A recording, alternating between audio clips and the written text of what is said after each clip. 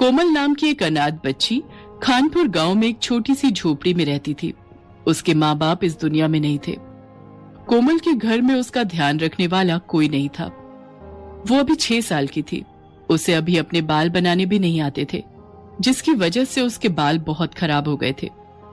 गांव के बच्चे भी कोमल को बहुत चिढ़ाते थे। एक दिन कोमल गांव के बच्चों के पास जाती है। अरे देखो देखो कौन आया है, इसके बाल तो देखो, ऐसा लगता है जैसे कभी कंघी ही ना की हो। बाल नहीं, घास है इसके सर पर तो। सभी बच्चे हंसने लगते हैं। कोमल रोते हुए वहाँ से चली जाती है और अपने घर आ जाती है। उसके घर में पुरानी टूटी हुई कंघी पड़ी थी। मैं भी अपने बाल कंघी से ठीक कर दूंगी। वो उस कंघी से अपने बालों को कंघी करने लगती है, लेकिन उसके बाल इतनी बुरी तरह से उलझ गए थे कि उनको ठीक करना आसान काम नहीं था। माँ अब कहाँ चली गई? यहाँ कोई भी मेरे बाल नहीं बनाता। सब बच्चे मुझे चिढ़ाते हैं। मेरे बाल घास जैसे हैं। अगर आप होती तो मेरे बाल भी बाकी बच्चों की तरह सुंदर होते।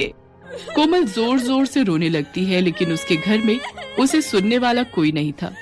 कुछ दिन बाद कोमल जंगल से लकड़ियां लेने जाती है। जंगल से लकड़ियां निकालते समय उसके बाल झाड़ियों में फंस जाते हैं।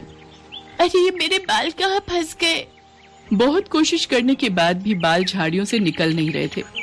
कोमल रोते हुए भगवान को याद कर रही थी। हे भगवान, ये मैं कहाँ फंस गई? अब मैं यहाँ से कैसे निकलूं? मेरे बाल बहुत दुख रहे हैं। मेरी मदद करो भगवान। और तभी वहाँ लगे एक बड़े से पेड़ से आवाज आती है, तुम रोना बंद करो, मैं अभी तुम्हारे बाल निकालता हूँ। तभी पेड़ की जादुई शक्ति से कोमल के बाल झाड़ियों से निकल जाते हैं। कोमल डरते हुए उस पेड़ की तरफ देखती है। तुम घबराओ मत, मैं तुम्हें कुछ नहीं करूँगा। मैं एक जादुई पेड़ हूँ। जादुई पेड़? आपका बहुत बहुत धन्यवाद। आप नहीं होते तो मैं जंगल में ही रह जाती। तुम यहाँ क्या कर रही हो? मैं लकड़ियाँ लेने आई थी यहाँ, लेकिन मेरे बाल घास जैसे हैं, इसलिए झाड़ियों में उलझ गए। मेरे माँ बाप इस दुनिया में नहीं है। घर में मेरा ध्यान रखने वाला भी कोई नहीं था और ना ही मुझे बाल बनाना आता था। तभी से मेरे बाल ऐसे घास जैसे हो गए। मैंने इनको ठीक करने की बहुत कोशिश करी, लेकिन अब ये ठीक ही नहीं होते। मेरे ऐसे बाल देखकर मुझे गांव के सभी बच्चे भी चिढ़ाते हैं। ऐसा बोलते हुए कोमल की आंखें भर आती हैं। अब तुम्हें कोई नहीं चिढ़ाएगा। तभी वो जादुई पेड़ अपनी शक्तियों से कोमल के बाल सुनहरे रंग के कर देता है। अरे मेरे बाल सोने के बाल हो गए। कोमल अपने सोने के बाल देखकर बहुत खुश होती है। अब तुम्हारे बाल सोने के बाल बन गए हैं। तुम्हारे बाल दुनिया में सबसे सुंदर होंगे। अब तुम्हें कोई भी घास जैसे बाल बोलकर नहीं चिढ़ाएगा। कोमल अब घर आ जाती है। उसे रास्ते में जो भी देखता है उसके सोने के बाल देखकर सब हैरान हो जाते हैं। 2 औरतें आपस में बातें करती हैं। अरे वो देखो, सोने के बाल वाली लड़की कितनी सुंदर लग रही है। अरे ये तो कोमल है। इसके बाल तो घास के जैसे थे, इसके बाल इतने सुंदर कैसे हो गए? गांव में चारों ओर सिर्फ कोमल के बालों की ही चर्चा हो रही थी। कोमल भी अपने सुनहरे रंग के बालों को देखकर बहुत खुश थी। सब लड़कियां कोमल से बालों का राज पूछती हैं। ऐसे ही समय बीतता गया और कोमल भी अब जवान हो गई। सुनहरे बालों के साथ उसकी जवानी और भी निखर कर आती थी। अब वो बहुत सुंदर हो गई थी। एक दिन दूसरे राज्य का राजा भी खानपुर गांव के जंगल में शिकार करने आया था। शिकार करते करते राजा अपने सिपाहियों से अलग हो जाता है। तभी राजा को एक हिरन दिखाई देता है और उसके साथ हिरन का बच्चा भी था। राजा उन लोगों का शिकार करने उनके पीछे भागता है। हिरन अपने बच्चे को साथ लेकर भाग रहा था, लेकिन हिरन का बच्चा झाड़ियों में उलझ जाता है, जिसकी वजह से वो भाग नहीं पा रहा था। अपने बच्चे को ऐसे देखकर हिरन भी वहीं रुक जाता है। पीछे से राजा देखता है हिरन का बच्चा वहीं फंस गया है। अब कहाँ जाओगे अपने बच्चे को छोड़कर? अभी बताता हूँ। तभी अचानक कोमल भी वहां आ जाती है। कोमल उस बच्चे को देखती है तो हिरन के बच्चे को छुड़ाने लगती है। अरे घबराओ नहीं, तुम्हें कुछ नहीं होगा। मैं तुम्हें कुछ नहीं करूंगी। मैं तो तुम्हारी मदद करने के लिए ही यहाँ आई हूँ। तभी राजा देखता है सुनहरे रंग के बालों वाली लड़की हिरन के बच्चे को झाड़ियों में से निकाल रही थी। राजा उसके सुनहरे बालों को देखता ही रह जाता है। इतने सुंदर सुनहरे रंग के बाल, आखिर कौन है ये लड़की जिसके सोने के बाल हैं? मैंने आज तक इतने सुंदर बालों वाली लड़की नहीं देखी।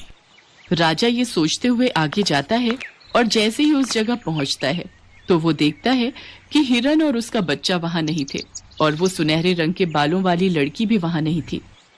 अरे, अब कहाँ चली गई वो लड़की? अभी तो यहीं थी। कुछ देर के बाद राजा के सिपाही भी वहां पहुंच जाते हैं।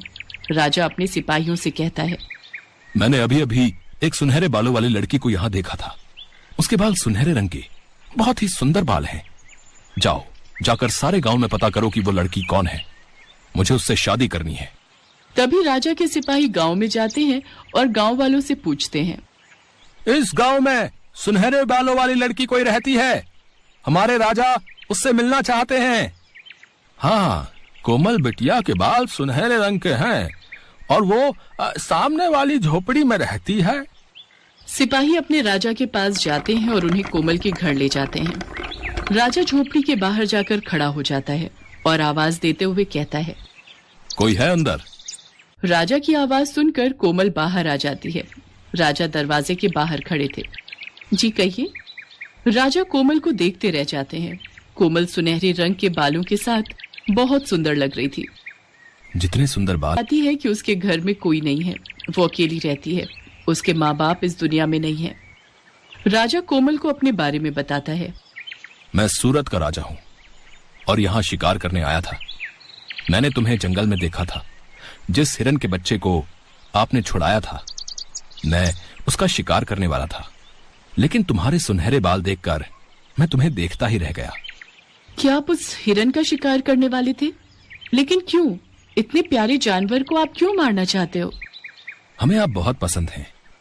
हम आपसे शादी करना चाहते हैं।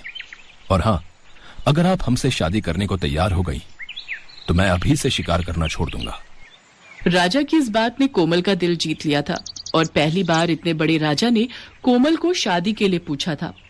कोमल भी इतने बड़े राजा को मना नहीं कर पाई, क्योंकि वो बचपन से ही अकेली रह रही थी और कभी उसने ऐसा प्यार नहीं देखा था।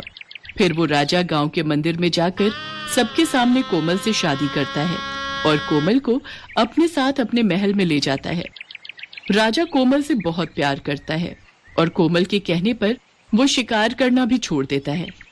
अब कोमल के पास हर खुशी थी। बचपन से ही वो जिस प्यार के लिए तरस रही थी, वो उसे अब मिल जाता है।